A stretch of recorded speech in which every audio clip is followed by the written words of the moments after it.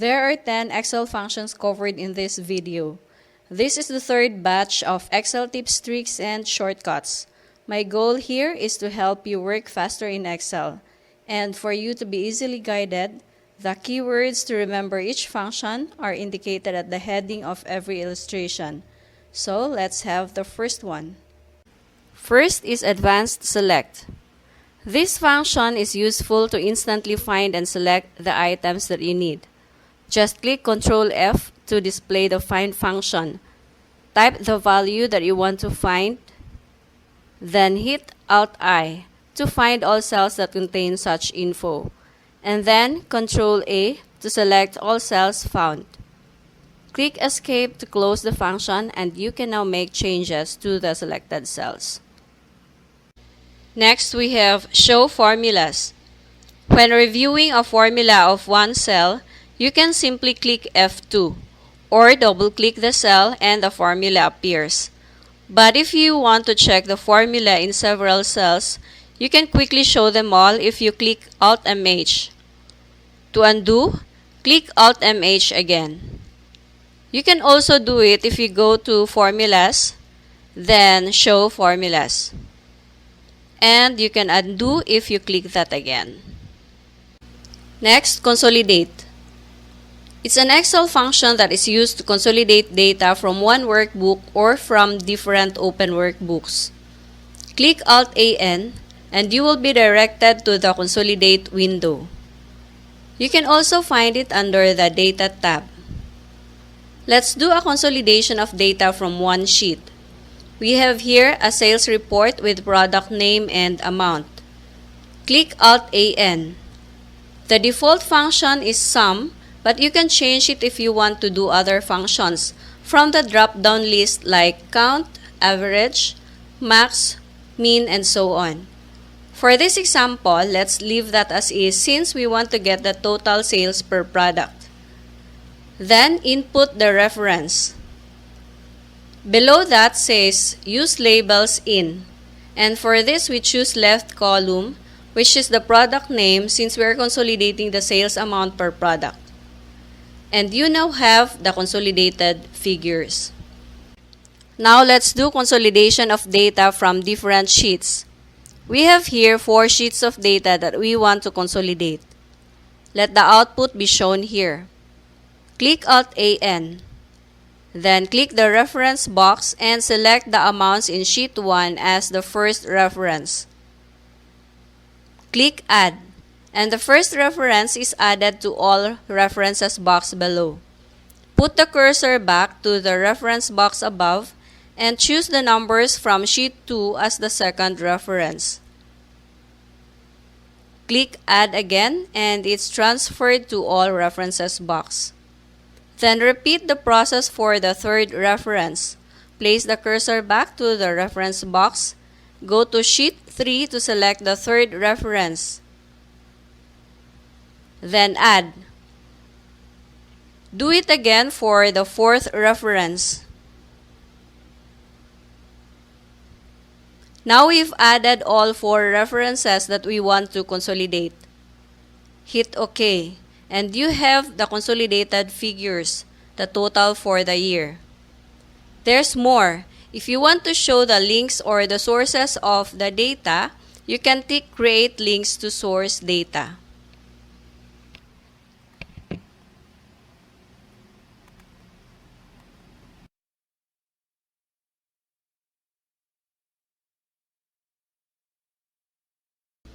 Next, Table. Excel table comes with useful features. It does not only organize and structure your data, it also helps to expedite your work in many ways. Using this data, let us walk through the benefits of using this function. Put the cursor anywhere in the data, then add a table by using the keyboard shortcut Ctrl+T. Click OK or press Enter, and your data is already in a formatted table. You can also add a table if you go to the Insert tab and choose Table. Table has a filter button from which you can choose values that you want to display. You can filter multiple columns. You can add or remove columns and rows if you click and drag the resize handle located at the bottom right corner. Drag to the right to add one or more columns. Drag to the left to remove columns. Drag it down to add rows. And up to remove rows. Not only that, a formatted column will also be automatically added if you type a text right beside the table. And a formatted row is added if you type a text right below the table. How about if you want to transfer the table? That can be quickly done if you position the cursor at the border and drag anywhere. The entire table follows.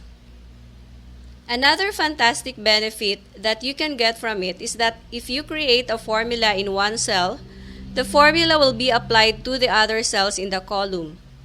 For example, let's have a formula here. The other cells have the same formula. Excel fills the other cells based on the pattern of what you are doing. A heading is also assigned to the new column, but it's based on the pattern of the preceding cells. You just have to replace it if it's not what you prefer. Another excellent feature is that if you put a formula at the bottom row, a drop-down list comes along with it where you can easily select other Excel formulas or calculations like average, count, max, mean, and many others. Another shortcut tip: you can show or hide the total row if you click inside the table and press Ctrl-Shift-T. There are plenty of choices for your table's format. If you click inside the table, Table Design tab will appear at the top. If you click that, various formatting options and designs will appear. Click this for a lot more choices. Check out and make use also of the other formatting functions available here. You can use banded columns to distinguish even from odd columns. You can insert slicer to filter data faster. Please watch my video specifically on slicer for a more detailed illustration. Then you can make your own table design with this. If you want to clear the format, just click this. Next, concatenate. If you want to combine two or more text strings and place them together in one cell, there are three ways you can do that. First is with the use of the concatenate Excel function. Let's try this here. Say you want to put the first name, middle name, and surname together here. Begin with the equal sign and type concatenate. Or if you type the first few letters, the option appears, so you can just select that and hit tab.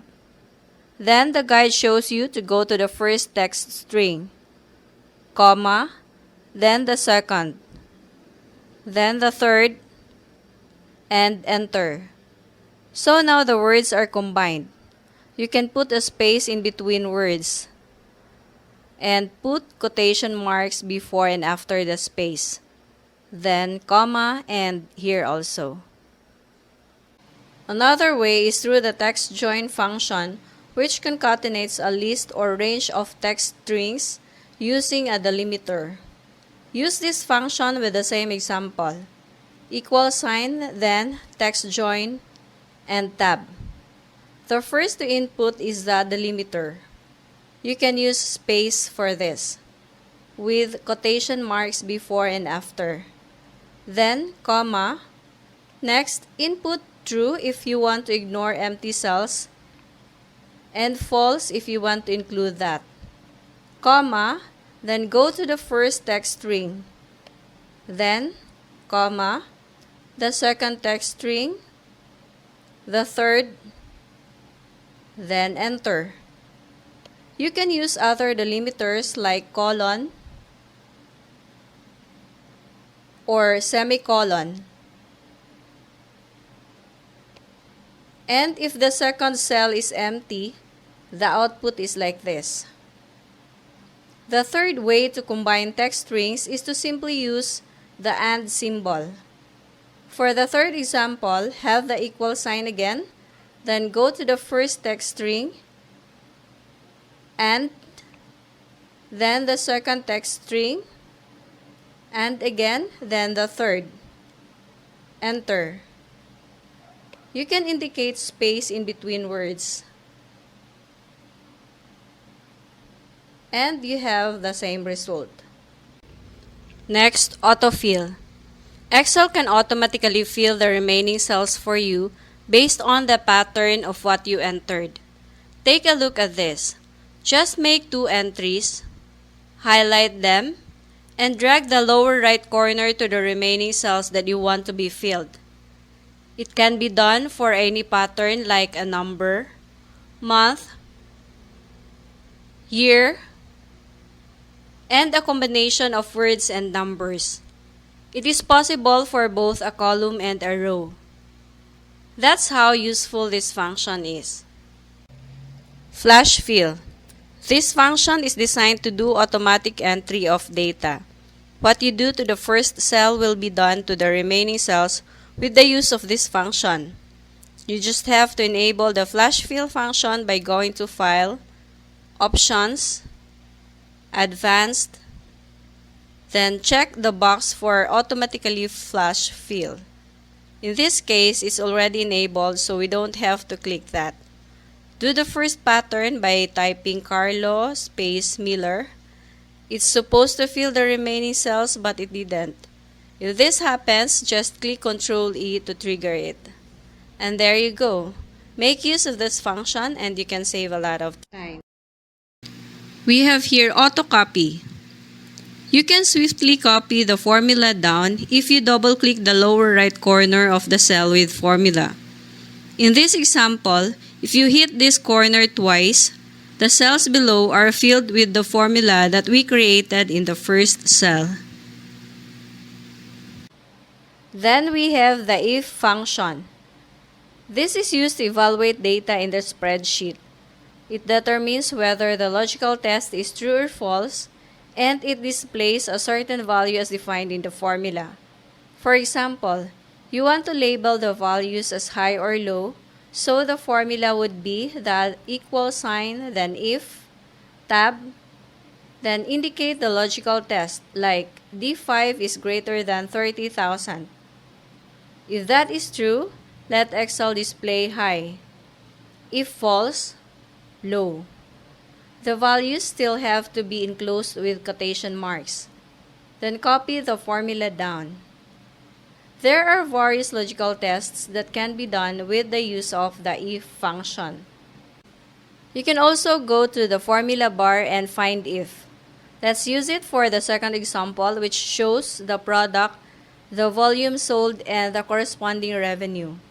You want to get the selling price per unit, so you divide the revenue by the volume. But if the volume is 0, the result will be an error. If you don't want this error to appear in your spreadsheet, you can eliminate it by using the if function in the formula bar. Choose if, then input the logical test, which is volume in column B equals 0. If true, let Excel display 0. Then, if false, do the formula revenue divided by the volume.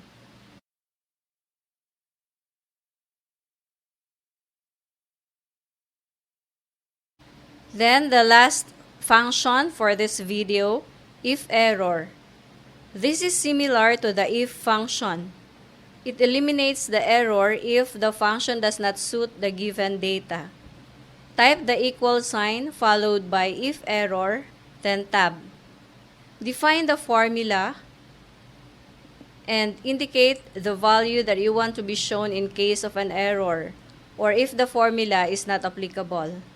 In this case, use 0 and copy it down. This is a faster way to avoid displaying error.